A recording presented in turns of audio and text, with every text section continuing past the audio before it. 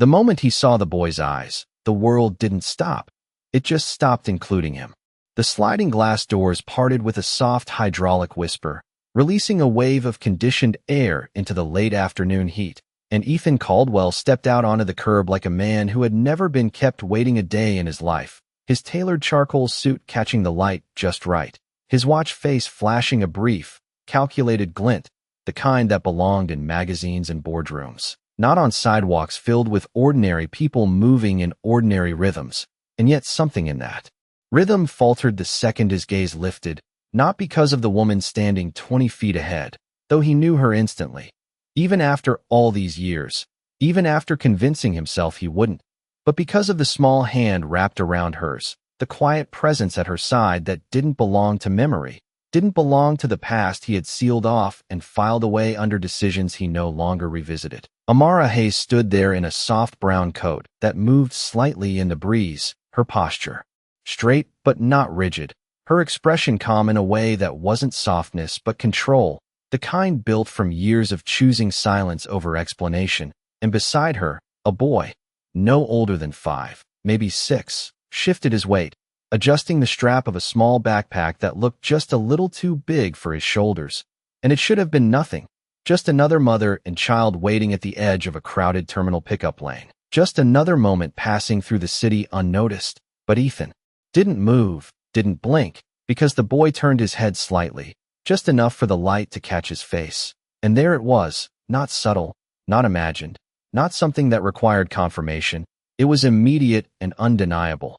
The shape of the eyes, the slight downturn at the corner of his mouth when he wasn't speaking, even the way his brow tightened like he was already learning to question the world before it questioned him. And something in Ethan's chest tightened in response, not sharp, not painful, just heavy, like a door inside him had been opened without permission.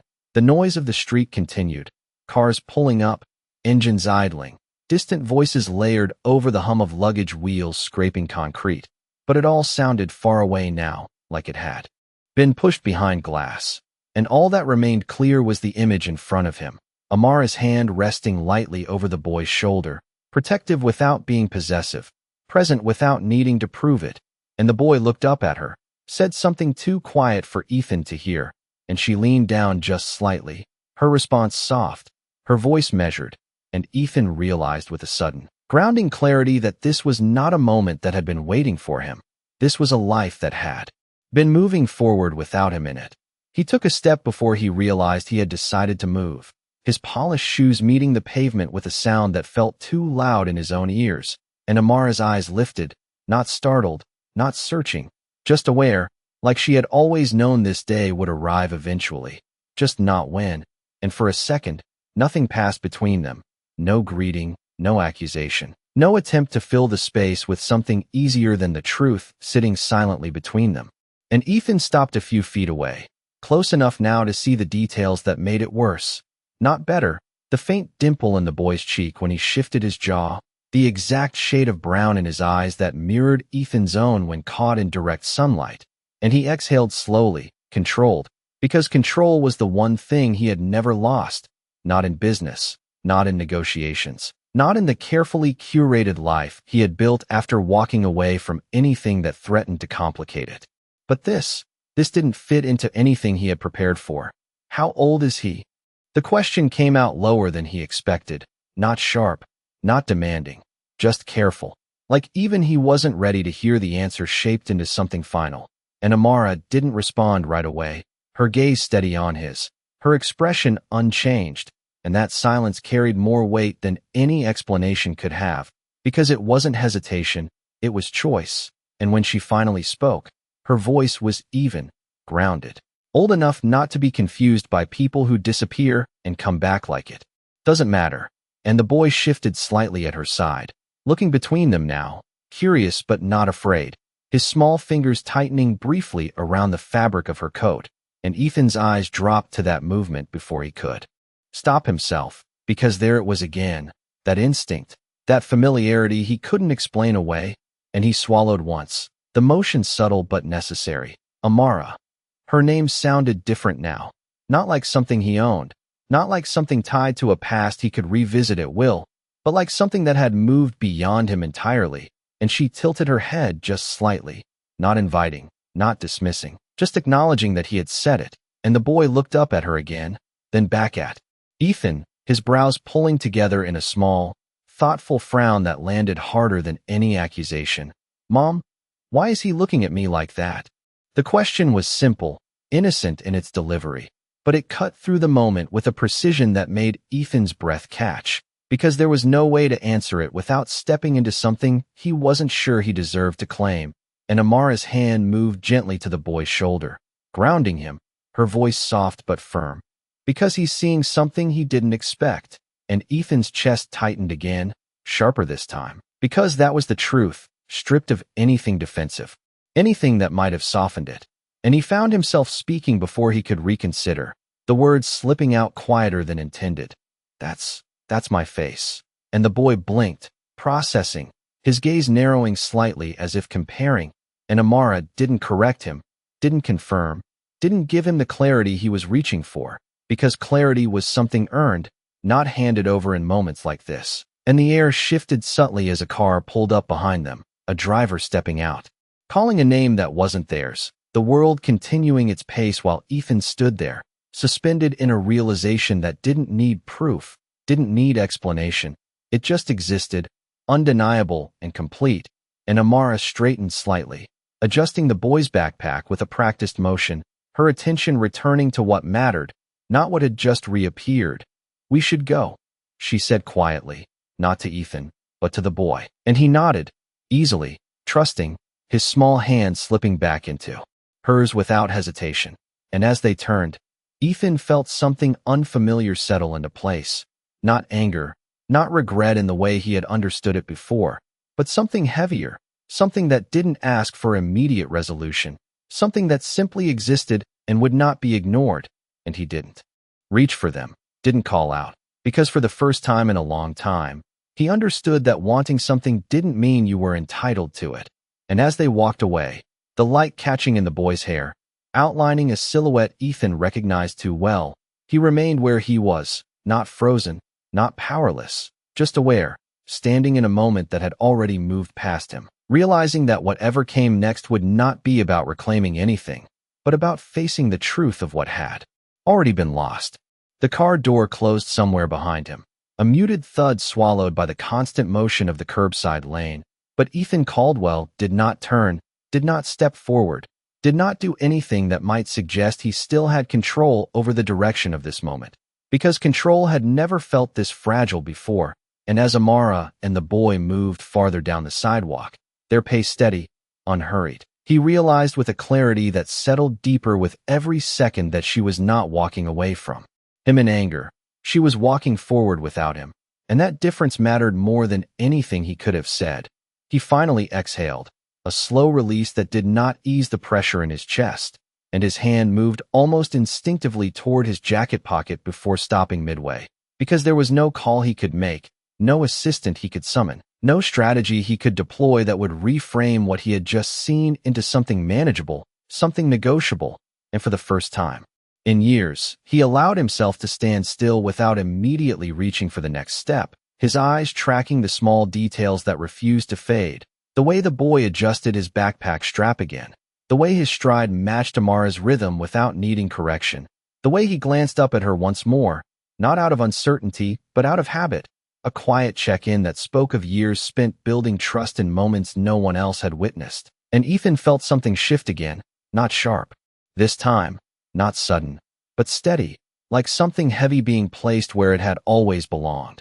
A car horn sounded nearby, pulling him back just enough to remind him where he was. And he finally moved, not toward them, not yet, but forward in a slow, deliberate pace that kept distance without surrendering the moment entirely, because leaving now would mean accepting that this encounter was complete, and nothing about it felt complete, not even close. Amara reached the edge of the crosswalk just as the pedestrian signal changed, the soft electronic tone marking the shift, and she stepped forward without hesitation, the boy's hand still in hers, and Ethan stopped at the curb, watching as they crossed, the late afternoon lights stretching their shadows across the asphalt, elongating them into something almost symbolic, two figures moving in alignment while he remained fixed at the edge, and he knew then, with a certainty that did not need confirmation, that every step they took without him had been earned, not given, built from choices he had not been there to witness. The signal began its countdown, the numbers ticking down in quiet increments, and Ethan felt an unfamiliar urgency rise beneath his composed exterior. Not panic, not desperation, but something closer to recognition. The understanding that if he let this moment close without stepping into it, he would not get another version of it later. And so he moved, crossing just as the numbers dipped into single digits. His pace controlled, but faster than before, enough to close the distance without turning it into a chase. Because this was not something that could be chased, it had to be approached, carefully, deliberately, with the awareness that he was no longer the one setting the terms. Amara, he called, his voice, carrying just enough to reach her without drawing unnecessary attention. And she stopped. Not immediately, not sharply, but with a measured pause that acknowledged him without surrendering the direction she had chosen. And when she turned, her expression was the same as before, composed, grounded, untouched by the kind of emotional spill he had seen in others when confronted with the past. And the boy shifted slightly behind her leg, peeking out just enough to keep Ethan in view, curiosity still outweighing caution. Ethan closed the remaining distance slowly, stopping a few feet away again, respecting a boundary that had not been spoken but was clearly in place.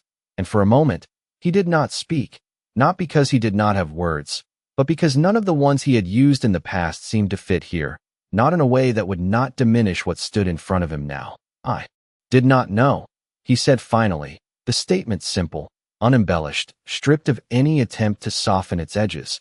And Amara's gaze did not shift, did not flicker with surprise or disbelief, because this was not new information to her. It was simply his version of the truth arriving late. You did not ask, she replied, her voice even, not accusatory, not forgiving, just factual, and the boy looked up at her again, then back at Ethan, his eyes narrowing slightly as if trying to piece together a conversation that existed just beyond his understanding. And Ethan felt that weight again, heavier now, because the absence he had once justified as necessary, strategic, even responsible, no longer held under the quiet reality of what it had cost.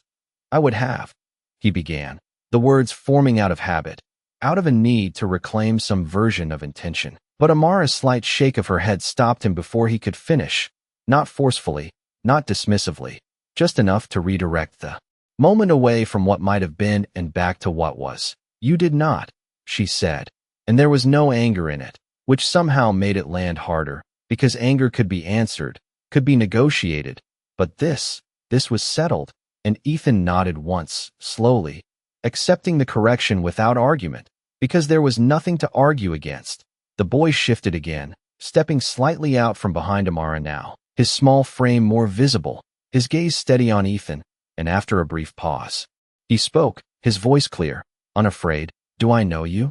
The question was simple, direct, unfiltered in the way only a child's question could be, and it landed with a precision that made Ethan's throat tighten, because the answer was both yes and no in ways that could not be explained in a single sentence.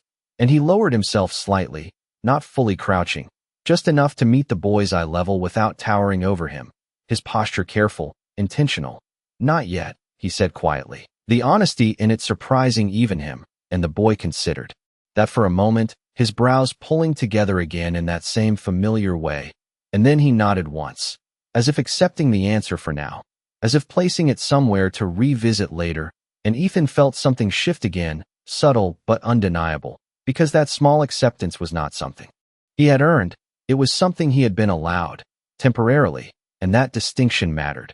Amara's hand rested lightly on the boy's shoulder again, grounding him, and she glanced down at him briefly before looking back at Ethan, her gaze steady, her tone unchanged. His name is Noah, she said, not as an offering, not as an invitation, but as a fact that existed regardless of whether Ethan had the right to hold it. And he repeated it once, quietly, Noah, letting the name settle, letting it take shape in a space that had been empty until moments ago. And for a second, the world seemed to narrow again, not in shock this time, but in focus, because names mattered, names made things real in ways nothing else could. A breeze moved through the street, lifting the edge of Amara's coat, brushing lightly against Noah's hair, and Ethan noticed the way the boy did not step back from it, did not react with discomfort, just adjusted slightly, grounded in a way that spoke of consistency, of a life that had been stable even without the presence Ethan had once assumed was necessary for that kind of stability. And that realization settled quietly, not as a blow, but as a truth he could not ignore.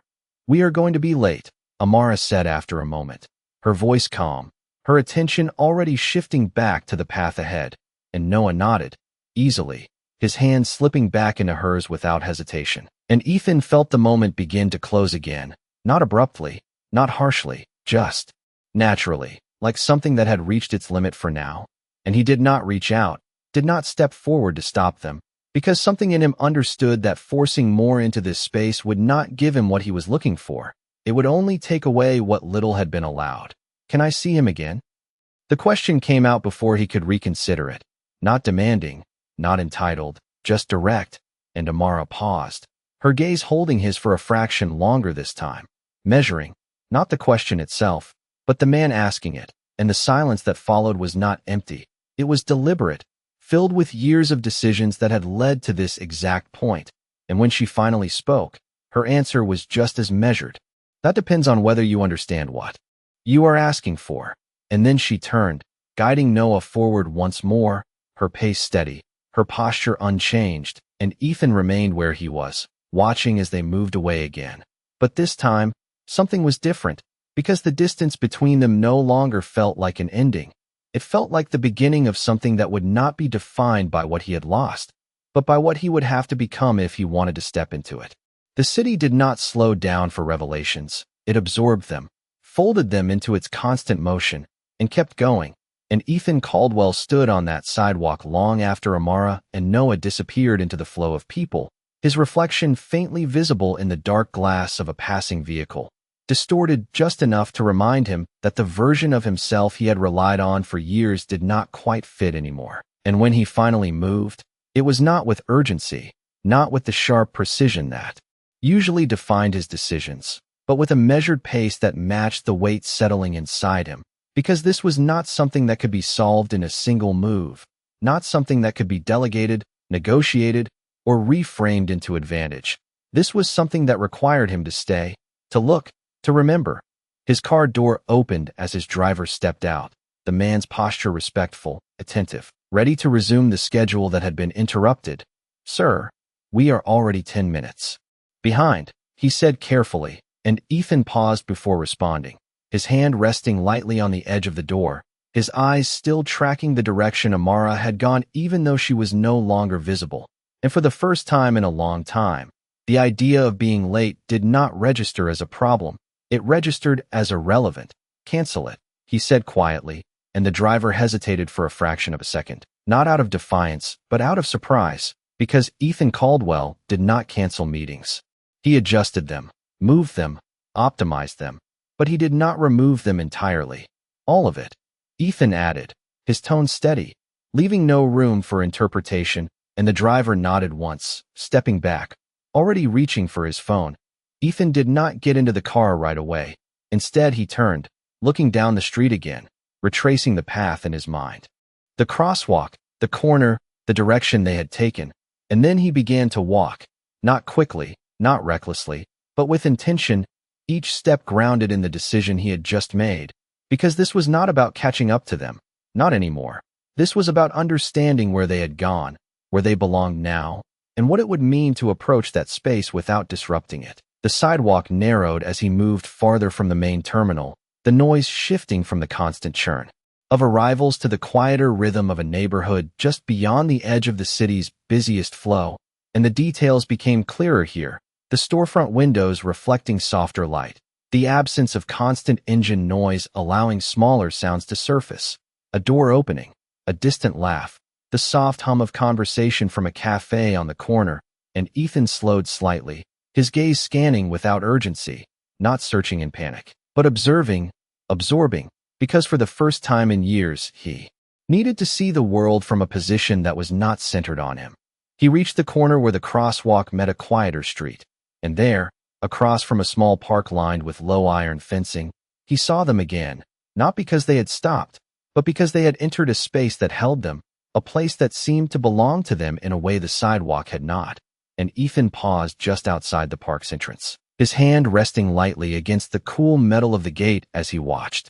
Noah had let go of Amara's hand now, not wandering far, just stepping a few feet ahead, drawn toward a set of low swings that creaked softly in the breeze, and Amara followed at a distance that was not restrictive, just present, her attention steady, her posture relaxed in a way Ethan had never seen before, not because she had not been capable of it, but because the life they had shared had never allowed for it. And that realization settled quietly, without accusation, without defense, just a recognition of difference. Noah climbed onto one of the swings with a small, determined effort, his sneakers brushing against the gravel beneath him, and he began to move, slow at first, then slightly higher, his laughter soft, contained, not loud enough to draw attention, just enough to fill the space around him. And Ethan felt something shift again, something that had nothing to do with ownership or entitlement, something closer to witnessing, to understanding what had existed without him, what had grown without his influence.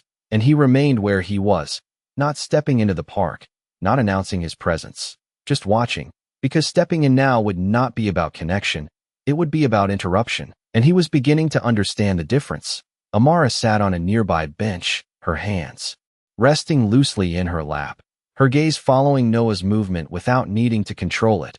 And for a moment, the scene settled into something almost still, a quiet balance between motion and rest, and Ethan realized that this ordinary moment, held more weight than any of the high-stakes environments he had spent years mastering.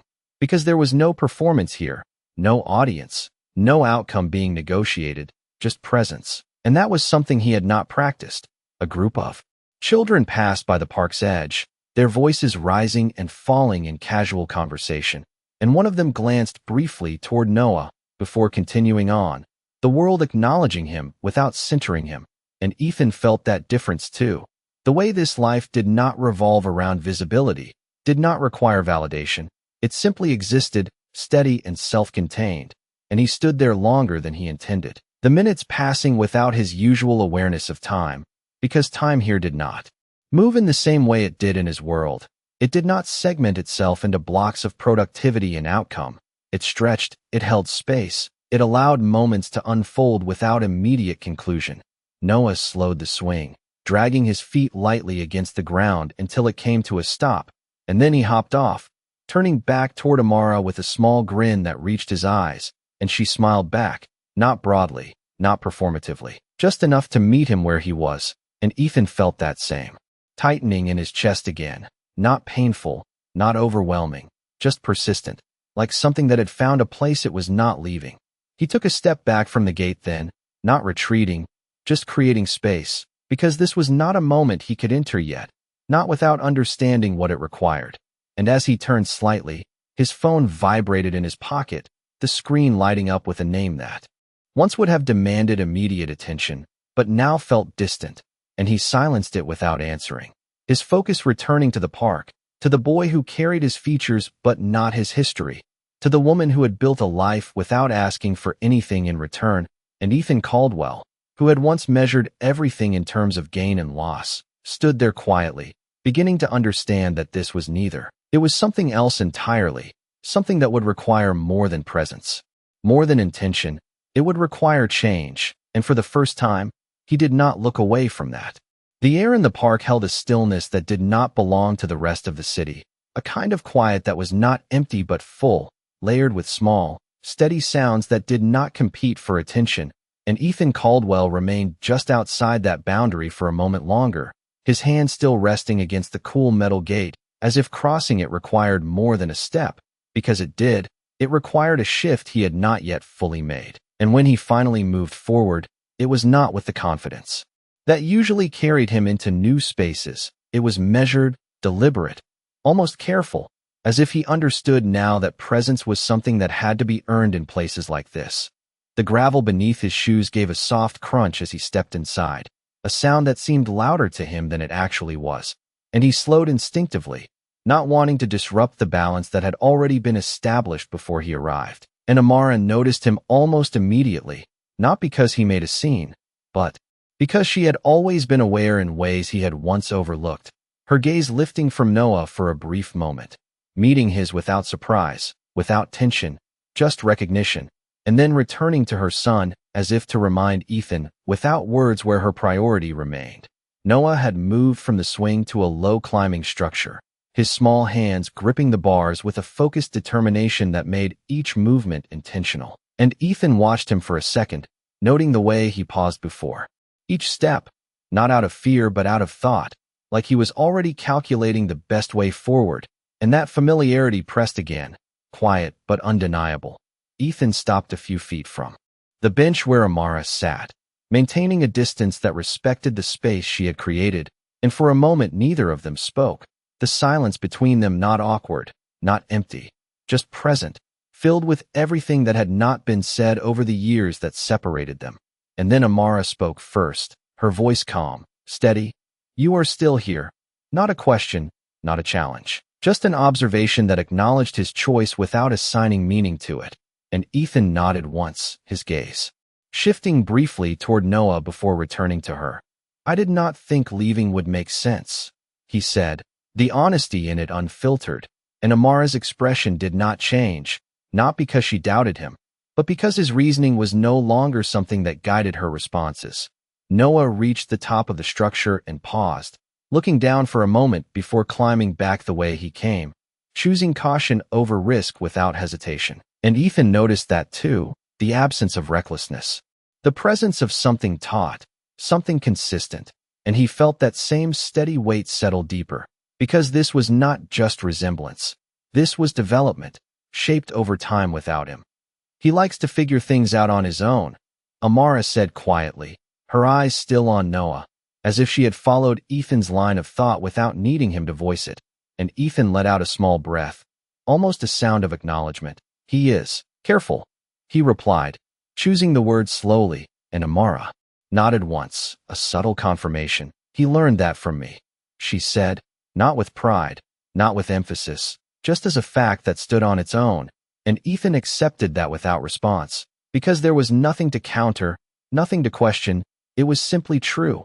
A breeze moved through the park again, lighter this time, carrying with it the faint scent of something distant, and Noah climbed down from the structure, brushing his hands together before walking back toward the bench, his steps quick but not rushed. And when he reached Amara, he leaned slightly into her side without thinking, a small, natural gesture that spoke of familiarity. And Ethan felt something tighten again, not sharp, not overwhelming, just present, like a reminder that connection was built in moments like that, not in declarations. Noah glanced up at Ethan again, his expression thoughtful, his earlier question still lingering somewhere behind his eyes, and he stepped a little closer this time, not fully closing the distance, but enough to show that curiosity was beginning to outweigh hesitation. And Ethan lowered himself slightly again, matching the boy's level without imposing on him, his posture open, his hands relaxed at his sides, because anything else would feel wrong here. "You said I do not know you yet," Noah said, his voice clear, steady. And Ethan nodded. "That is right," he replied, keeping his tone even, careful not to overstep the moment. And Noah considered that for a second, his head tilting slightly. "Do you want me to?"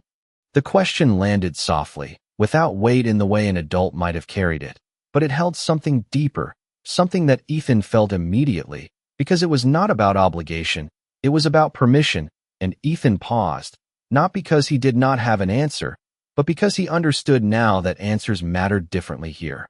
"Yes," he said finally, his voice quiet but certain, "but only if it is okay with you." And Noah looked at him for a moment longer, then nodded once, a small, decisive motion that felt larger than it was. And Ethan felt that same subtle shift again, the one that did not announce itself but changed the shape of the moment all the same.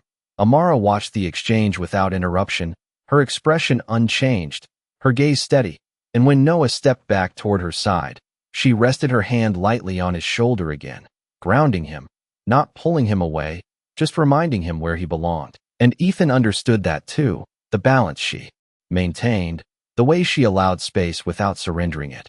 "We usually stay here for about 30 minutes, Amara said after a moment, her tone neutral, informational, and Ethan recognized it for what it was, not an invitation, not a dismissal, but a boundary, a frame within which this moment could exist, and he nodded, accepting it without question. "I understand," he replied, and for a few seconds, the three of them stood within that space, not fully connected, not entirely separate. Something in between, something that did not yet have a name. Noah shifted again, glancing back toward the swings before looking up at Amara, silently asking for permission, and she gave a small nod, and he moved off again, his steps light, his attention already focused on the next small decision he would make. And Ethan watched him go, then looked back at Amara. The questions he carried still present, but no longer pressing in the same way, because he was beginning to understand that answers would not come all at once. They would come in pieces, in moments like this, if they came at all. "You built this without me," he said quietly, not as a complaint, not as a claim, just as a recognition, and Amara met his gaze, her expression steady. "I did not build it without you," she replied, her voice calm. "I built it after you." And the distinction settled between them, clear, precise, and Ethan nodded once, because that, too, was something he could not deny. And as the light shifted slightly overhead, casting longer shadows across the park, he remained where he was, not stepping closer, not stepping away, just present in a space that no longer belonged to him, learning, slowly, what it might mean to be allowed into it again. The light in the park shifted again, softer now, stretching across the gravel and brushing against the edges of the bench where Amara sat, and Ethan Caldwell remained standing in that same careful distance, not because he did not know how to close space, but because he was learning that not all space was meant to be closed. Some of it was meant to be respected, and as Noah moved between the swings and the low climbing bars, his movement steady, unhurried, Ethan found himself watching not just what the boy did, but how he did it, the pauses, the choices, the quiet confidence that came from repetition, from knowing what to expect next, and that realization settled deeper with every passing second, because none of that had been accidental, none of it had been left to chance, it had been built, day by day, moment by moment. Without him, a group of adults passed along the outer path of the park, their conversation low, their pace relaxed, and one of them glanced briefly toward Ethan, recognition flickering for just a second before fading, because in this space, titles did not carry the same weight, and Ethan felt that difference more clearly now. The way his usual presence did not shift the environment, did not alter the rhythm of what was already in motion, and instead of resisting that, he let it settle, let it remind him that this was not a place where he could lead, it was a place where he had to observe. Noah slowed again near the swings, his sneakers dragging lightly against the ground as he brought himself to a stop, and he turned back toward the bench, his eyes moving between Amara and Ethan, still curious, still processing, and after a moment, he walked back, stopping just in front of Ethan this time, not hiding behind Amara, not leaning into her side, but standing on his own, small but steady, and Ethan lowered himself again, matching that level, his posture open, his expression softer than it had been when the moment first began. "You said my name," Noah said, his voice even, thoughtful, and Ethan nodded. "I did," he replied, "because it matters," and Noah considered that, his gaze steady. "Do you know anything else about me?" The question was simple, but it carried something deeper, a quiet test of presence, of awareness, and Ethan paused, not because he did not want to answer, but because he understood now that guessing would not serve this moment, that honesty, even in its limits, was the only thing that could stand here without breaking. "I know you are careful," he said slowly, choosing each word with intention, "and I know you think before you move, and I know you listen when your mother speaks." And Noah's expression shifted slightly, not into surprise, but into recognition, a small nod following as if those things aligned with how he saw himself. And Ethan felt that subtle connection form, not complete, not secure, but present. Amara watched quietly, her gaze steady, her posture unchanged, and there was no interruption from her, no correction, just awareness, because this moment did not belong to her alone. It was unfolding between Ethan and Noah in a way that did not need to be directed, only observed. "Do you know why I am careful?" Noah asked after a second, his tone still calm, still measured, and Ethan shook his head slightly. "No," he admitted, and Noah glanced back at Amara briefly before answering, not seeking permission, just grounding himself in her presence. "Because my mom says thinking first helps you choose better," he said, and Ethan nodded once, the words settling in a way that felt both simple and significant, because they were not just a lesson, they were a reflection of how this life had been built, intentionally, thoughtfully, without shortcuts.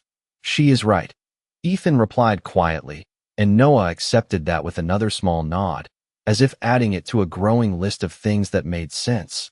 The breeze moved again, lifting a few loose strands of hair across Noah's forehead, and he brushed them aside with a quick, practiced motion before stepping back slightly, his attention shifting once more toward the swings, and Ethan watched that transition, the ease with which Noah moved between curiosity and comfort, between conversation and play, and he realized that this balance was something he had not learned yet, something he would have to understand if he wanted to be part of this world in any meaningful way. "We are going to leave soon," Amara said after a moment, her voice calm, her gaze still on Noah, and Ethan felt that familiar tightening again, not as resistance, not as urgency, but as awareness that time here was not something he controlled. It was something he was allowed to share for a limited span, and he nodded, accepting it without question, because anything else would have been a step backward. "Can I walk with you?" he asked, the words measured, not assuming, not pressing, just offering, and Amara's gaze shifted to him, holding for a fraction longer this time, evaluating not just the question, but the intention behind it, and the silence that followed was not empty. It was deliberate, filled with the weight of decisions already made and the possibility of new ones forming. "For a little while," she said finally, her tone even, and Ethan nodded once, the acceptance immediate, because he understood now that small allowances mattered more than broad access, that this was not about reclaiming space, it was about being trusted with it in increments.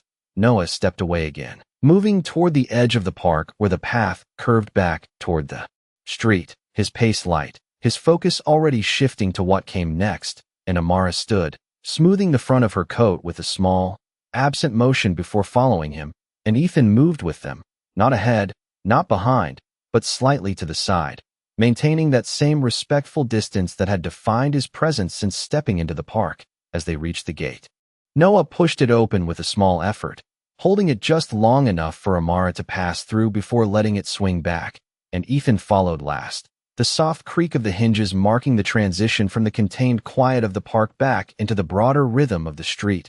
And for a moment, they walked together, three figures aligned in motion but not yet in understanding, and Ethan felt that difference clearly, not as a barrier, but as a reality he would have to navigate carefully. "Where are you going?" he asked, not out of curiosity alone, but out of a need to understand the shape of their world beyond this moment. And Amara glanced ahead, her tone unchanged. "Home," she said, and the word carried a weight that was both simple and complete, because it was not a place he knew, not a space he had ever entered. And as they continued down the sidewalk, the late afternoon light settling into early evening, Ethan Caldwell walked beside them quietly, beginning to understand that the path forward would not be built on what he could offer, but on what he was willing to learn, and for the first time, that felt like something he was ready to face. The sidewalk stretched ahead of them in a quiet, unbroken line, the late afternoon light settling into a softer shade as the city eased into evening, and Ethan Caldwell walked beside Amara and Noah with a careful awareness of every step, not because the ground beneath him was unfamiliar, but because the space he occupied now was one he had not been invited into freely. It had been allowed, and that distinction shaped the way he moved, the way he spoke, the way he chose silence over filling the air with words that might have once come easily to him. Noah walked slightly ahead, his small sneakers tapping against the concrete in a steady rhythm, occasionally glancing back as if to confirm that both adults were still there, not out of worry, but out of habit, and each time his eyes flicked toward Ethan, there was less hesitation, less distance, something subtle but real beginning to form in the space between recognition and understanding. Amara's pace remained even, her posture unchanged. Her attention balanced between the path ahead and the presence beside her, and Ethan noticed that balance more now. The way she did not need to divide herself to maintain control of both. It was instinctive, practiced, built over years that he had not been part of. And the realization did not come with regret in the way he had expected. It came with clarity, a steady acknowledgement that this life had been shaped without him, not because it had to be, but because it had been necessary. The street narrowed as they moved away from the park, the sounds of traffic softening into a distant hum, replaced by the quieter rhythm of residential blocks, porch lights beginning to flicker on, windows catching reflections of the fading sky, and Ethan slowed slightly, not to fall behind, but to take in the details, the environment that framed Noah's world, because understanding him would require more than knowing his name. It would require knowing where he belonged. "Do you always come to that park?" Ethan asked after a moment, his voice measured, directed not just at Amara but at Noah as well, and Noah glanced back, considering the question before answering. "After school," he said, his tone simple, factual, and Ethan nodded, absorbing that, the routine, the consistency, the structure that had defined days he had not witnessed. "He has a schedule," Amara added quietly, not defensive, not explanatory, just stating what existed, and Ethan accepted that with a small nod, because schedules were something he understood, but this one was different. This one was not built around efficiency or outcomes. It was built around stability, and that distinction settled in quietly. They reached a corner where the sidewalk curved slightly, leading toward a row of townhouses that stood in a quiet line, each one distinct but connected, and Noah slowed, his steps becoming more deliberate, as if the space ahead held something specific, something known, and Ethan felt that shift immediately. The way a destination changed the rhythm of movement, and he did not need to ask where they were going anymore, because it was clear in the way Noah's posture straightened, in the way his gaze fixed ahead with quiet certainty. "This is where we live," Noah said, not as an announcement, but as a simple statement of fact, and Ethan's eyes followed his line of sight to a modest townhouse halfway down the block, its front steps clean, its windows warm with the early glow of interior lights. And something in that image settled deeper than anything he had seen so far, because this was not just a place, it was a life, contained and complete. Amara reached the steps first, her hand brushing lightly against the railing as she moved up, and Noah followed, his small hand already reaching for the door before she even touched it, the motion practiced, familiar, and Ethan stopped at the bottom, not out of uncertainty, but out of understanding, because this was a boundary that had not been spoken but was clearly present, and he did not step onto those steps. He remained where he was, grounded in the space he had been allowed, and no further. Noah turned back once more, his expression thoughtful, his gaze steady on Ethan, and for a moment, the world seemed to narrow again, not in shock, not in tension, but in focus, and Ethan met that gaze without hesitation, his posture still, his presence calm. Because whatever came next would not be shaped by urgency. It would be shaped by patience. "Are you going to come inside?"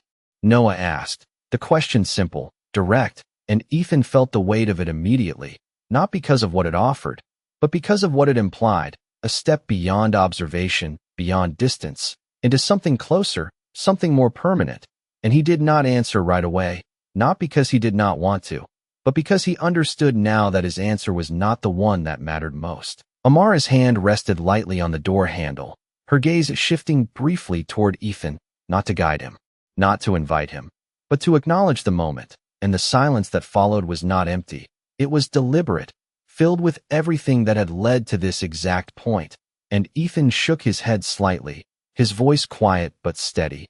"Not today," he said, choosing the restraint that this moment required, and Noah nodded once, accepting the answer without disappointment, without confusion, just as a piece of information to hold. "Okay," he said simply, and then he pushed the door open, stepping inside with the same quiet confidence he had shown all day, and Amara followed, pausing for just a fraction of a second before the door closed, her gaze meeting Ethan's one last time, not with emotion that needed to be named, but with something steadier, something that acknowledged the shift that had begun without promising where it would lead.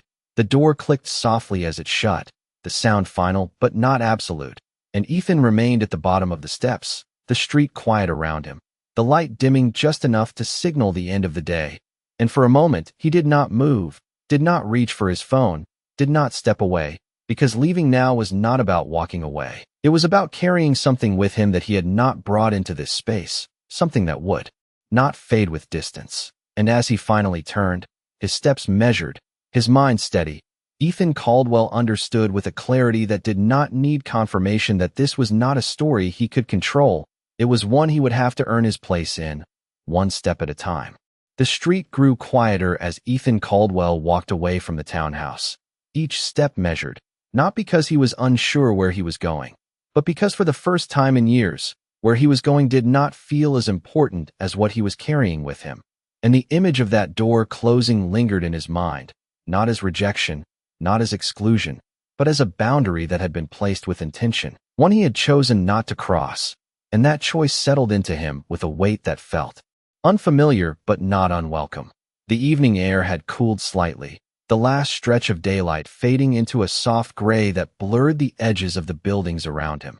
And as he reached the end of the block, his car was already waiting, the driver standing by the open door with the same quiet readiness. But Ethan did not get in immediately. Instead, he paused, his gaze drifting back once more toward the townhouse, now partially obscured by distance. And for a moment, he allowed himself to stand in that stillness, not analyzing it, not breaking it down into strategy, just feeling the shift that had begun. When he finally stepped into the car, the door closing with a muted thud, the interior felt different, not because anything had changed, but because he had, and the familiar scent of leather and polished surfaces no longer grounded him in the same way. It simply existed, part of a world that suddenly felt separate from the one he had just left. "Where to, sir?"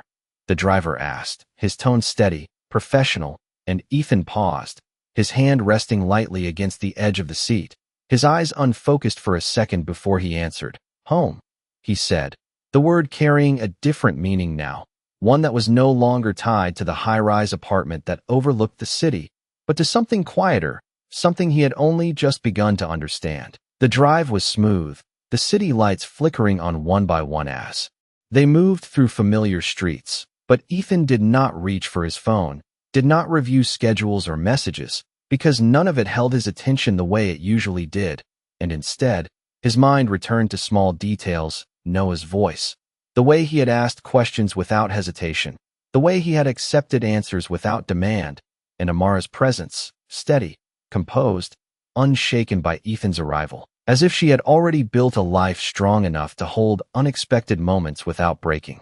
When the car pulled up in front of his building, the towering glass reflecting the city's glow, Ethan stepped out without pause, his movements automatic, but his focus elsewhere.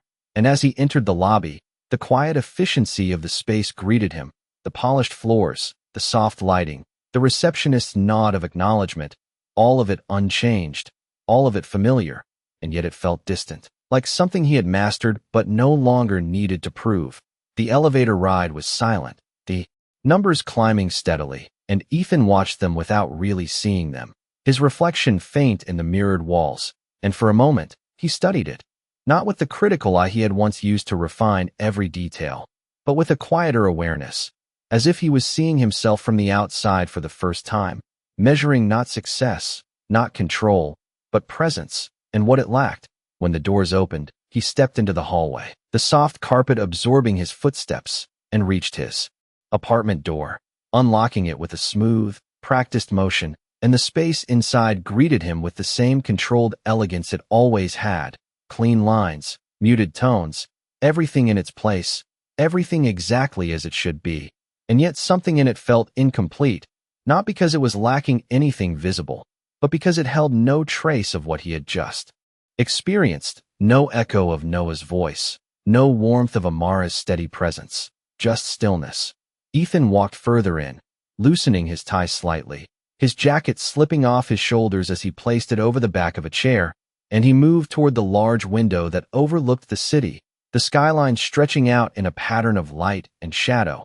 And for years, that view had represented everything he had built, everything he had achieved. But tonight, it felt different, not diminished, just recontextualized, like it belonged to a version of him that no longer stood alone. His phone vibrated on the table behind him, a message notification lighting up the screen, and he turned, picking it up without urgency, scanning the text briefly, a reminder of meetings rescheduled, calls waiting, decisions pending, and for a moment, he considered responding, stepping back into that world where everything moved according to his direction, but instead, he set the phone down again, the screen dimming as it rested, because there was something else he needed to understand first, something that could not be handled between calls and deadlines. He moved toward his desk, pulling out a chair slowly before sitting down, his hands resting lightly on the surface, and for a second, he did nothing, just sat, allowing the silence to hold him, not as emptiness, but as space. And then, almost without thinking, he reached for a blank sheet of paper, not a contract, not a report, just something simple, and he picked up a pen, the weight of it familiar in his hand, but the intention behind it different, because this was not about outlining strategy. This was about capturing something that could not be reduced to bullet points or outcomes. He wrote a single word at the top of the page, slowly, deliberately, Noah, and then paused, the name settling in a way that felt both new and permanent. And for a moment, he simply looked at it, not adding anything else, because the presence of it alone carried more meaning than anything he could attach to it yet. Outside, the city continued its rhythm, lights shifting, traffic moving, the constant motion of a world that did not pause for individual realization. And inside, Ethan Caldwell sat quietly, the pen still in his hand, the name in front of him, and for the first time in a long time, he was not planning the next move. He was considering what it would take to become someone who could step into a life that had been built without him, not to change it, not to control it, but to earn a place within it, one that would not be granted by power or position, but by something far less predictable, something he was only beginning to understand. Morning arrived without ceremony, the kind that slipped through the edges of glass and steel without asking permission. Soft light spreading across the surfaces of Ethan Caldwell's apartment as if it had always belonged there. And for a moment, he remained seated at his desk exactly where he had been the night before, the single sheet of paper still in front of him, the name written across it unchanged, untouched, as if adding anything more too soon would distort what it meant. The city below had already begun moving, distant traffic rising in a steady hum, a rhythm he had once synchronized his entire life to. But today it felt separate, like something happening without him rather than something he controlled, and Ethan leaned back slightly in his chair, his gaze still fixed on the word Noah, the letters clean, deliberate, carrying more weight than any contract he had ever signed. He stood slowly, the chair sliding back with a soft sound, and moved toward the kitchen, his steps unhurried, his movements lacking the sharp efficiency that had once defined his mornings. And as he poured a cup of coffee, the familiar aroma filled the space, grounding in a way that was simple, not strategic, and he paused there, the mug in his hand, looking out at the skyline again, not measuring it, not comparing it to anything else, just seeing it. And then he turned back, returning to the desk, picking up his phone at last. The screen lit up instantly, notifications layered across it. Emails, missed calls, reminders of a world that had not slowed down just because he had stepped out of it for a few hours, and he scrolled through them briefly, his expression unchanged, his mind filtering what mattered from what could wait. And for the first time, something that would have once been urgent no longer held the same weight. Because urgency had shifted, it had found a new center. He tapped a name, not one of his executives, not someone tied to a deal or a deadline, but a private contact, one he had not used in years. And the phone rang once, twice, before a voice answered, steady, professional, Marcus speaking, and Ethan did not hesitate. "I need information," he said, his tone calm, direct, but not driven by the same intent it once carried. This was not about leverage, not about control. It was about understanding. There was a brief pause on the other end, not confusion, just adjustment, because Marcus had worked with Ethan long enough to recognize when a request carried more weight than usual. "What kind of information?" he asked, and Ethan's gaze returned to the paper in front of him, to the name that had shifted everything. "A residence," he said. "A woman named Amara Hayes and a child named Noah Hayes." And the silence that followed was not resistance. It was calculation, Marcus already processing the request, already preparing to move, because that was what he did. He found, he gathered, he delivered. Understood, Marcus replied. I will send you everything shortly. And Ethan ended the call without adding anything else, setting the phone down again, his hand resting briefly against the desk as if grounding himself in the decision he had just made. Because even now, even with the clarity of what he wanted, he understood that how he approached it would determine everything. Minutes passed without urgency, the kind that once would have felt like wasted time, but now felt necessary. And when the message finally arrived, Ethan did not open it immediately. He let it sit there for a second, his gaze steady, because information had always been his advantage, his way of entering spaces prepared. But this time, it felt different.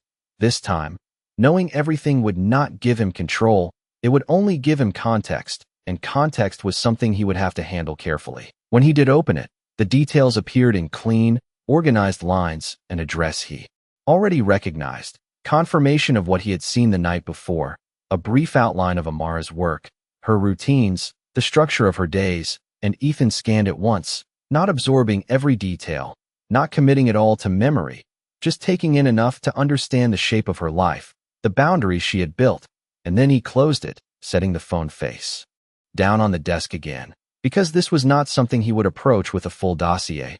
It was something he would approach with restraint. He stood again, moving toward the bedroom, changing into a simpler outfit, something less formal, less defined by expectation, and when he looked at himself in the mirror, the reflection that stared back did not carry the same sharp edges, not because he had lost them, but because he had chosen not to lead with them, and that choice felt intentional, not forced. The city outside had fully awakened by the time he stepped out of the building, the air carrying a different energy now, one that moved faster, sharper, but Ethan's pace remained steady, not matching it, not resisting it, just existing alongside it. And when his car pulled up, he opened the door himself this time, sliding into the back seat without waiting. Same address, he said simply, and the driver nodded. Already understanding, already adjusting the route, the drive back felt shorter, not because the distance had changed, but because Ethan's focus had, and as the familiar streets came into view again, the row of townhouses appearing in the distance, he did not feel the same hesitation he had the day before, not because the situation had become easier, but because he had accepted what it required. And when the car stopped, he stepped out immediately, his gaze settling on the house that now held more significance than any building he had ever owned. The morning light touched the front steps differently than it had the night before, warmer, clearer, and for a moment, Ethan stood there, not approaching, not retreating, just present. And then the door opened, not because he had knocked, but because the day had begun inside, and Noah stepped out first, his backpack already on, his small frame moving with the same quiet confidence, and Amara followed behind him, her gaze lifting almost instantly, meeting Ethan's without surprise, without question, just recognition of a continuation that had already begun. Noah noticed him a second later, his expression shifting into something that was no longer unfamiliar, no longer uncertain, just aware, and Ethan stepped forward slightly, not onto the steps, not crossing the line that had been drawn, but close enough to be part of the moment without taking it over. And as the morning settled around them, the air clear, the light steady, Ethan Caldwell stood there, not as a man reclaiming something lost, but as someone stepping carefully into something that had never been his to begin with, ready to learn what it meant to be present in a way that did not demand, did not assume, but simply showed up, again and again, until it mattered. The morning air carried a quiet clarity that made every movement feel more defined, and Ethan Caldwell stood at the edge of the townhouse steps, not stepping forward, not stepping back, simply present in a way that did not disrupt the rhythm unfolding in front of him. And Noah adjusted the strap of his backpack with a small, practiced motion before looking up at him again. The hesitation from the day before replaced with something steadier, something that felt closer to recognition than uncertainty. Amara closed the door behind them with a soft click, her hand lingering on the handle for a brief second before she turned, her gaze meeting Ethan's without surprise, without question, just acknowledgement that he had returned, and that return carried weight, not because it was expected, but because it was consistent, and consistency was something she had built her life around. You came back, Noah said. His voice simple, observational, and Ethan nodded. I said I would try to. Understand, he replied, his tone calm, and Noah considered that for a moment, his eyes narrowing slightly in thought. Is this how you do that? He asked, and Ethan let out a small breath, almost a quiet admission. It is how I am starting, he said, and Noah accepted that with a nod, not questioning it further, as if the answer was enough for now.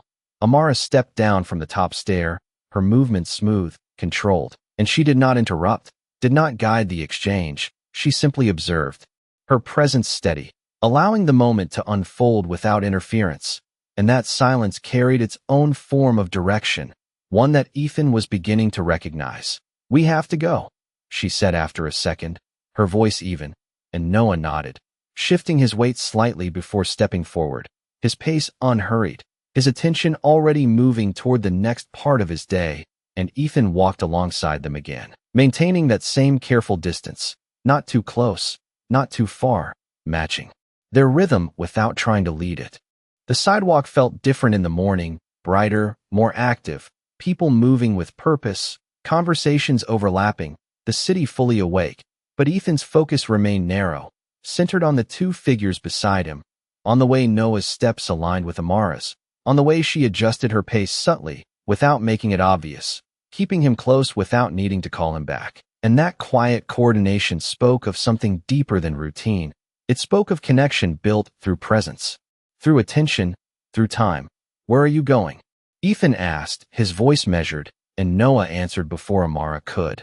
School, he said, the word clear, carrying a sense of importance that made Ethan nod, because this was part of the life he had missed, the structure, the growth, the everyday moments that did not make headlines but shaped everything. Do you like it? Ethan asked, not as a test, not as a probe, just as a question meant to understand, and Noah shrugged slightly. Some days, he said, and Ethan let a faint hint of a smile form, not broad, not exaggerated, just enough to meet the honesty of the answer. That sounds about right, he replied, and Noah glanced at him again, a small shift in expression that suggested a growing comfort, a recognition that this man did not always speak in ways that needed decoding. They reached the corner where the street widened slightly, the crosswalk signal flashing its steady pattern, and a few other parents stood nearby with their children, the atmosphere casual, familiar, and Ethan noticed the difference immediately, the way these interactions were grounded in shared routine rather than status, the way no one here adjusted their posture or tone based on who stood beside them, and he remained within that space without altering it, without drawing attention, just another figure walking a child to school. Noah stepped closer to Amara as they waited, his small hand brushing against hers before settling there, and Ethan watched that movement without looking away, not intruding, not interpreting, just seeing it for what it was, a habit formed through repetition, through reliability, through knowing that someone would always be there when you reached out, and that understanding settled deeper than anything else he had encountered so far, because it was not something he could recreate instantly. It was something that required time, consistency, presence. Do you work? Noah asked. Suddenly, his voice cutting through the quiet pause at the crosswalk, and Ethan shifted his gaze to him. Yes, he said simply, and Noah tilted his head slightly. What do you do? He asked, and Ethan paused, not because he did not know how to answer, but because the answer he had given countless times before did not feel complete here, did not hold the same relevance in this space. I help build companies, he said finally, keeping it simple, and Noah nodded, absorbing that without further question, as if it was just another detail to place somewhere in his understanding. Is that important? Noah asked after a moment, and Ethan felt the question settled differently, not as a challenge, but as a genuine inquiry, and he considered it for a second before answering. It used to be the most important thing, he said, his voice even, and Noah looked at him again, waiting, and Ethan added quietly, now I think there are other things that matter more. And Noah did not respond immediately, but something in his expression shifted, a small acknowledgement that the answer had changed, that something was different. The signal changed, the soft tone indicating it was time to cross, and they stepped forward together, the movement smooth, unforced, and Ethan matched their pace without thinking, his steps aligning naturally now, not because he was trying to, but because he was beginning to understand the rhythm. And as they reached the other side, the school building came into view, its doors open, children moving in and out, the sound of voices layered with the start of a new day. And Ethan slowed slightly, not because he needed to, but because he understood that this was another boundary, another space that did not belong to him yet. Noah stopped a few feet from the entrance, turning back toward Ethan, his expression thoughtful, steady, and for a moment, the noise of the school faded into the background, leaving just the three of them in a smaller, quieter frame, and Ethan met his gaze, not speaking, not filling the space, just allowing it to exist. "Will you come back again?" Noah asked, the question simple, direct, and Ethan did not hesitate this time. "Yes," he said, his voice steady, because he understood now that this was not about making promises he could not keep. It was about showing up in ways that could be trusted, and Noah nodded once, accepting that, his expression unchanged but settled, and then he turned, walking toward the school doors with the same quiet confidence he had shown all along. And Amara watched him for a second before looking back at Ethan, her gaze steady, her voice calm. "We will see," she said, not dismissing, not confirming, just leaving space for what would come next, and Ethan nodded, because that was enough, for now. And as Noah disappeared inside, the morning light catching briefly on the glass doors before they closed, Ethan Caldwell stood there quietly, not as someone who had arrived, but as someone who had taken the first real step into a life that would not be given to him, only earned. The glass doors of the school closed with a soft finality that did not echo, but it lingered, and Ethan Caldwell stood on the sidewalk for a moment longer than necessary, his gaze fixed on the reflection of movement inside, small figures shifting through hallways, voices muffled by distance and structure, and he realized that what he had just witnessed was not a moment he could follow, not one he could step into. It was a part of Noah's life that existed independently, structured, protected, and complete without him. And that realization did not push him away, it anchored him, because for the first time he understood that presence did not mean access, it meant respect. The morning crowd began to thin as parents turned away from the entrance, conversations fading into the rhythm of the street, and Amara remained beside him, her posture unchanged, her attention no longer on the doors but on the quiet space that followed. And when she finally spoke, her voice carried the same calm, steadiness that had defined every word she had given him so far.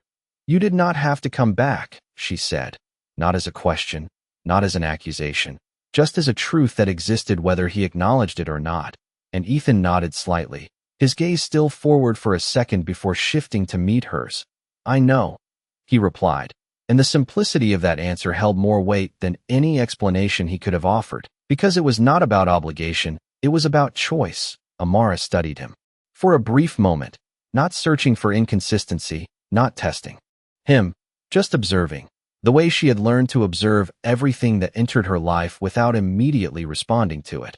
And then she turned slightly, beginning to walk back the way they had come, not waiting to see if he would follow, not inviting, not dismissing, simply continuing, and Ethan moved with her, his steps aligning naturally now, not forced, not calculated, just present. The street felt different in the absence of Noah's small voice, quieter in a way that emphasized the space he had occupied, and Ethan noticed that immediately, the way the rhythm shifted when one presence was removed, and he understood that this was another part of the reality he was stepping into, moments that included him, moments that did not, and the ability to accept both without disruption.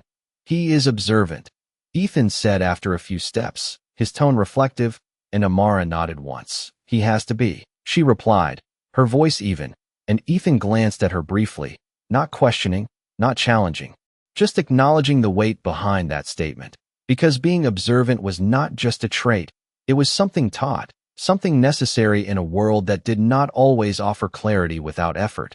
They reached the corner again, the same crosswalk, the same quiet shift between spaces, and this time they did not pause as long, the signal already in their favor, and they moved forward together, the motion smooth, unspoken, and Ethan found himself noticing smaller details now, the way Amara adjusted her pace slightly when stepping off the curb, the way she scanned the street without appearing to do so, the way her awareness extended beyond what was visible, and he recognized that this, too, was something learned, something built over time, something he had never needed to develop in the same way.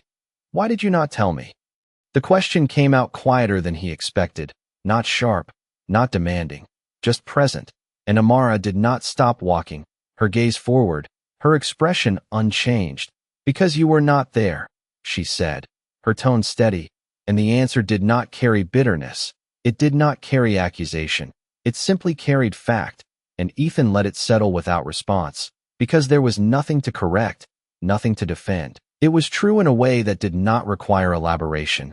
They continued down the block, the townhouse row coming back into view, the morning light now brighter, clearer, and Ethan felt the distance between who he had been and who he needed to become stretched quietly in front of him, not as an obstacle, but as a path, one that would not be shortened by intention alone.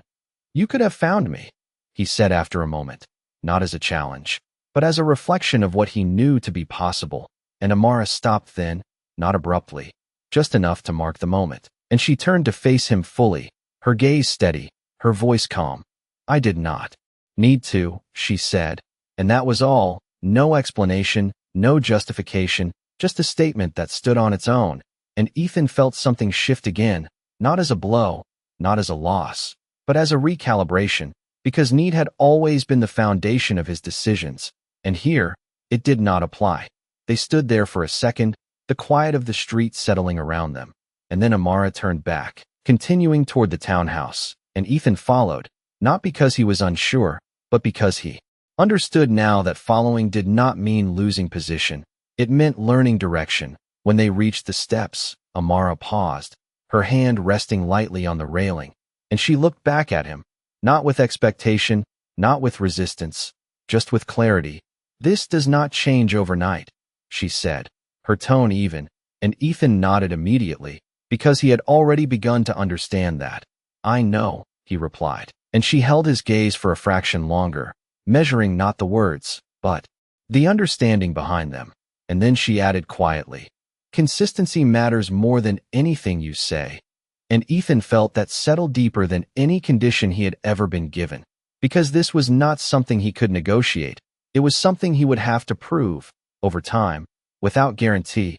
"I will be here," he said, not as a promise meant to persuade, but as a statement of intent. And Amara did not respond, not because she dismissed it, but because she did not need to acknowledge it yet. Not until it became something real, something repeated, something reliable. She turned then, stepping up to the door, unlocking it with a smooth motion, and before she went inside, she paused for just a second, her voice quieter, almost an afterthought. "He notices everything," she said, and then she stepped in, the door closing softly behind her, leaving Ethan on the steps once again. But this time, the space did not feel like a boundary.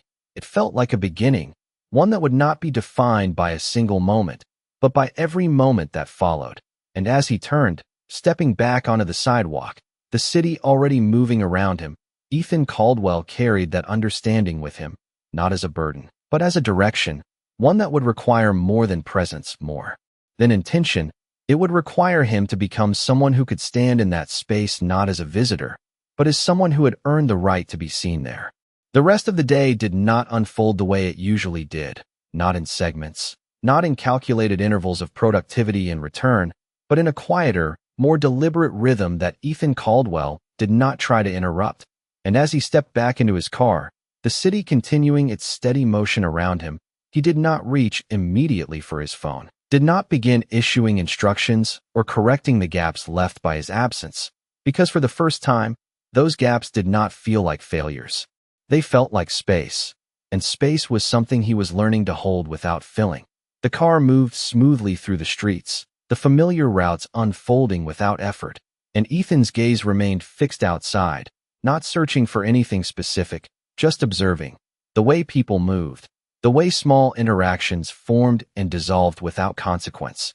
And he noticed details he had overlooked before, the way a man paused to let someone pass, the way a woman adjusted her pace to match a child beside her, small, unspoken adjustments that created balance without drawing attention. and he recognized that those adjustments were the foundation of something larger, something he had never needed to understand until now. When he arrived at his building, the transition back into his world felt immediate, the glass doors opening with precision, the receptionist greeting him with the same composed professionalism, the elevator waiting without delay, and yet none of it pulled him back into the urgency it once held. Instead, it felt like a separate track running parallel to something deeper, something that did not move at the same speed. His phone vibrated again, a series of notifications stacking. And this time he did not ignore them entirely. He glanced at the screen, scanning quickly, his mind filtering what required attention from what could wait, and he responded to a few messages with the same efficiency that had defined him for years. But even in those responses, something had shifted, the tone more measured, the urgency less absolute, as if he was no longer anchored to the outcome in the same way. He entered his office later that morning, the space already prepared, documents arranged, screens active, the environment functioning exactly as it should, and his assistant stood as he walked in, ready with updates, her voice precise. The board is expecting a call at 11, and the acquisition proposal needs your review before noon. And Ethan listened, nodding once, absorbing the information without resistance, because this part of his life had not disappeared, it had simply changed in proportion, and he moved through the next hour with quiet focus, reviewing, responding, making decisions with the same clarity he had always had, but without the intensity that once defined it, as if the stakes had shifted, not lowered, just reframed. During the call, his voice remained steady, his responses direct, his presence controlled, and no one on the other end would have noticed the difference, because externally, nothing had changed, but internally, something had settled, something that no longer tied his identity solely to these outcomes. And when the call ended, he leaned back slightly in his chair, his gaze drifting toward the window, the city stretching out below, and for a moment he allowed himself to pause again, not out of fatigue, but out of choice. The name on the paper at his desk remained where he had left it, and as he reached for it, his fingers brushing lightly against the edge, he realized that this was not something he could approach the way he approached everything else. There would be no structured plan, no timeline that guaranteed results, only consistency, only presence, and he set the paper down again, the decision not to overdefine it as important as any action he could take. The afternoon passed with a similar rhythm, tasks completed, decisions made, conversations held, but none of it pulled him away from the awareness that had taken root. And when the day began to shift toward evening again, the light outside softening just enough to mark the transition, Ethan stood, gathering his things without the usual precision, not because he was careless, but because he no longer needed every movement to reinforce control. When he left the building, the air felt different, not because the city had changed, but because his perception of it had, and he stepped into the car with a quiet certainty. The same place, he said, and the driver nodded without question. The route already familiar. As they approached the neighborhood again, the streets narrower, the rhythm slower, Ethan felt no hesitation this time, no need to prepare himself for what he would find, because he understood now that preparation would not change the reality. Only his presence would, and when the car stopped, he stepped out immediately, his gaze settling on the townhouse as if it had been there all along, waiting not for him, but for the consistency he was beginning to build. The door opened a few minutes later, not in response to his arrival, but as part of the day's natural flow, and Noah stepped out first again, his movements familiar now, his backpack slightly shifted as he adjusted it. And when he saw Ethan, there was no pause this time, no question in his expression, just recognition, and he walked down the steps without hesitation, stopping a few feet away. "You came back," he said, the same words as before, but this time they carried something different, something closer to confirmation than observation, and Ethan nodded. "I said I would," he replied, his tone steady, and Noah nodded once, accepting it without further question, because repetition had begun to build something that words alone could not.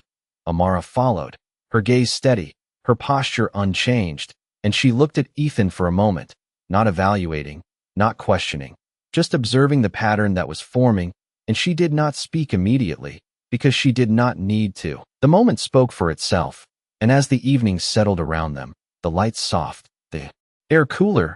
Ethan Caldwell stood there once again, not as a man arriving, but as someone continuing, step by step, moment by moment, into a space that would not open all at once, but might, over time, begin to recognize him as part of its rhythm.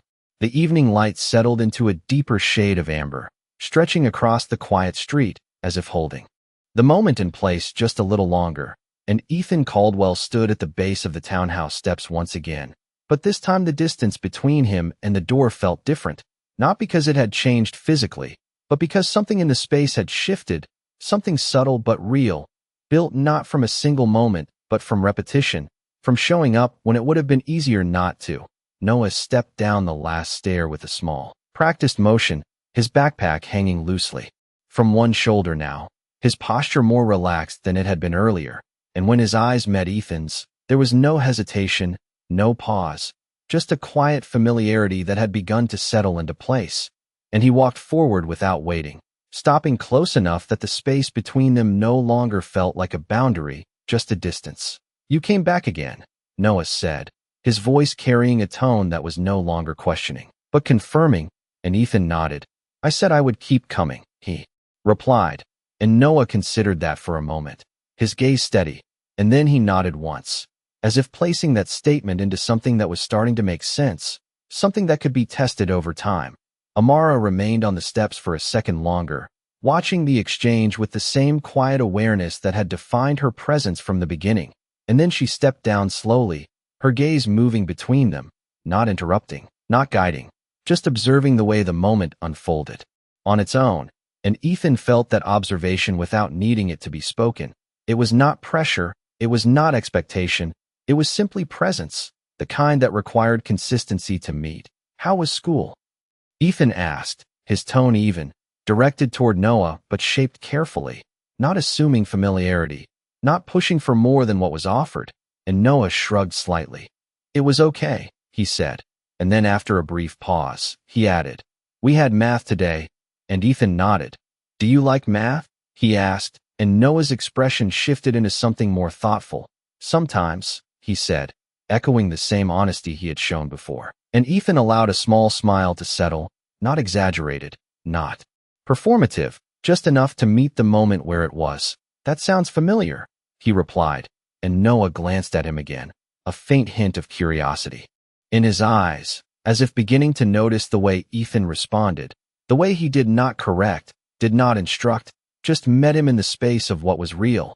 They began to walk again, the three of them moving down the sidewalk with a rhythm that was no longer unfamiliar, and Ethan adjusted his pace naturally now, not consciously matching, but simply aligning, and the evening air carried a calm that softened the edges of the day. The sounds of the city quieter here, more distant, allowing smaller details to surface, the faint rustle of leaves, the low murmur of conversation from a nearby porch, the steady rhythm of footsteps against pavement.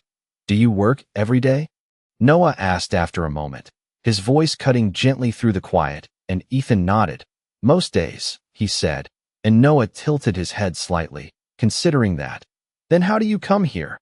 he asked, and the question landed with a quiet weight, not as a challenge, but as a genuine attempt to understand, and Ethan paused for just a second before answering, because this was not about explaining logistics. It was about showing intention. "I make time," he said simply, and Noah watched him for a moment, his gaze steady, and then he nodded once, accepting the answer, not fully understanding it perhaps, but recognizing the effort behind it.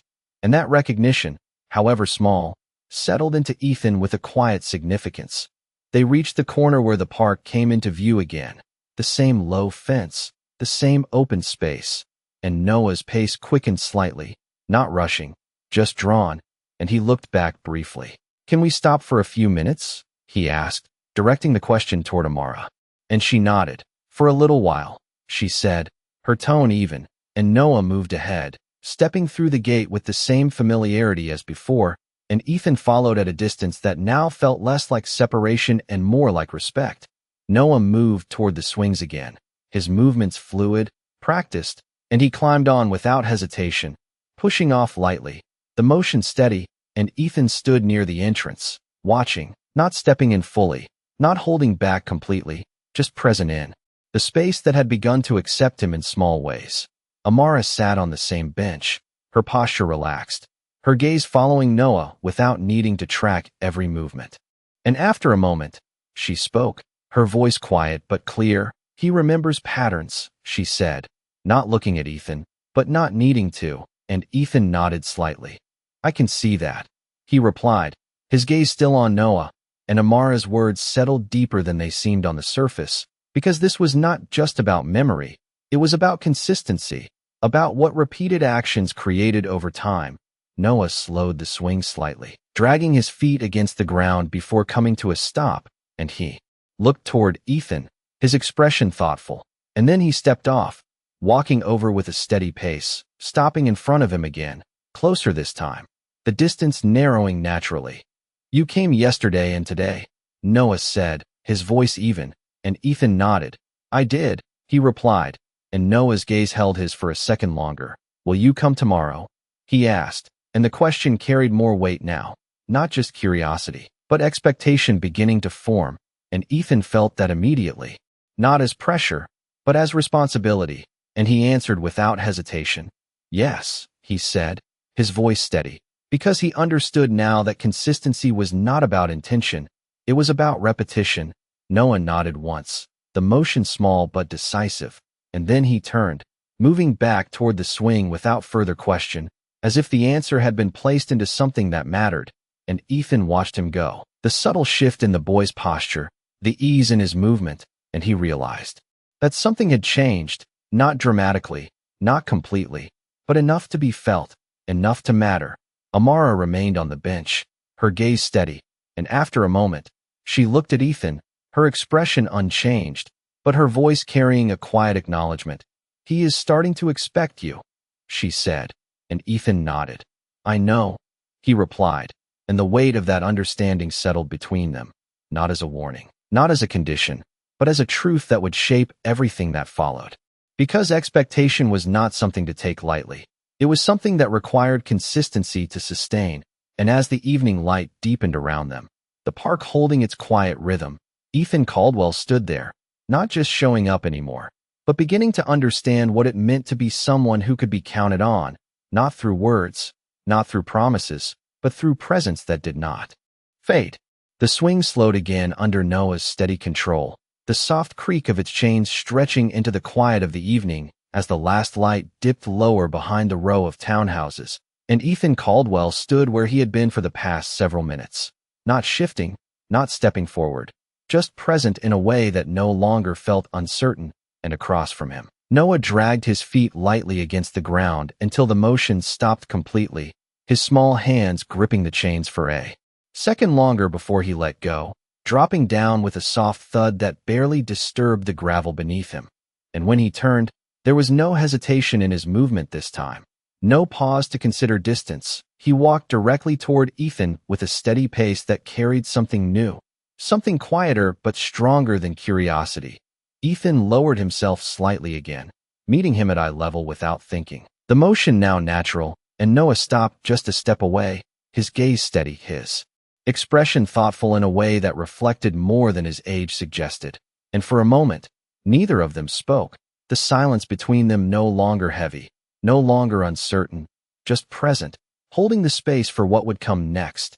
"You said you would come tomorrow," Noah said finally, his voice even, and Ethan nodded.